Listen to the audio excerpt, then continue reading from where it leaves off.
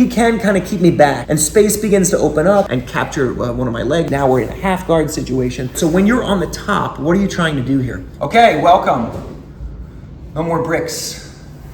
Now we're in a white box. Today we're gonna look at something that came up, a question about maintaining mounted position when your partner's framing. Now, usually when you're on the top and your partner's on the bottom, the best frame for them to get is usually initially down at your hips, okay? And it's a standard frame with a forearm kind of out like this and the second hand in like this. So when I'm mounted on Andrew here and he's down, just scoot actually.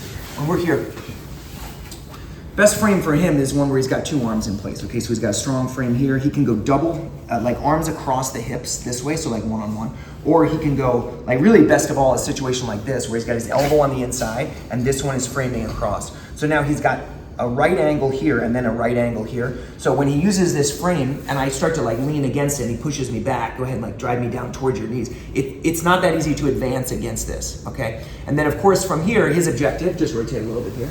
His objective is once he gets my hips locked in place, right, he starts to push down, and then from here, he straightens his left leg, it starts to capture my ankle, and then you all know what happens from this position. You end up, your partner ends up knee elbowing, and you end up back in quarter guard, your ankle gets trapped, closed guard, half guard, whole mess of things.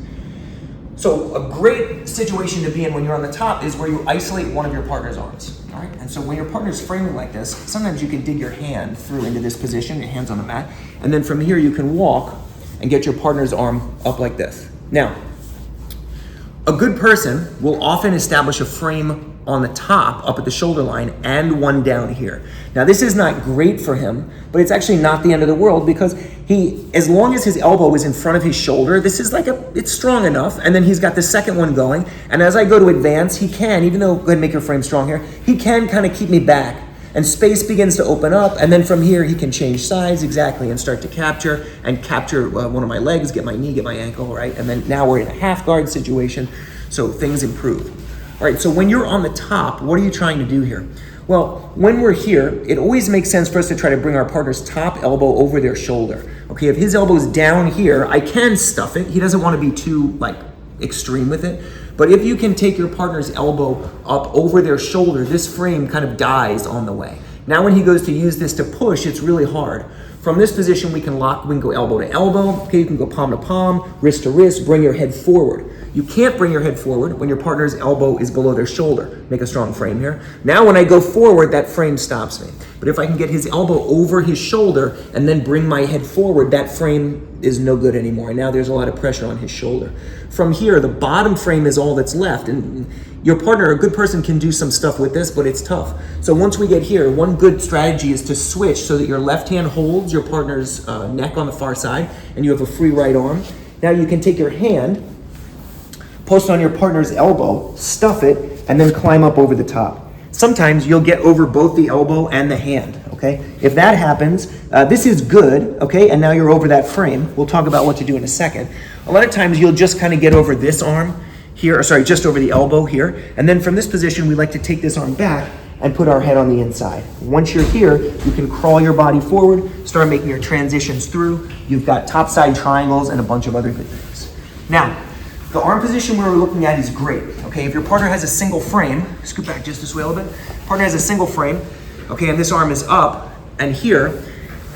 If you can get to Katagatame, this is also very, very good. But what you'll often find is your partner will hit a strong bridge to their left side here, and that'll often open things up. As you go to recover, they recover their frame, and now from here, they're bridging over their right shoulder, okay, or they're framing. So rather than going Katagatame, which is not a terrible option, what you'll often see us do is take our head to the inside.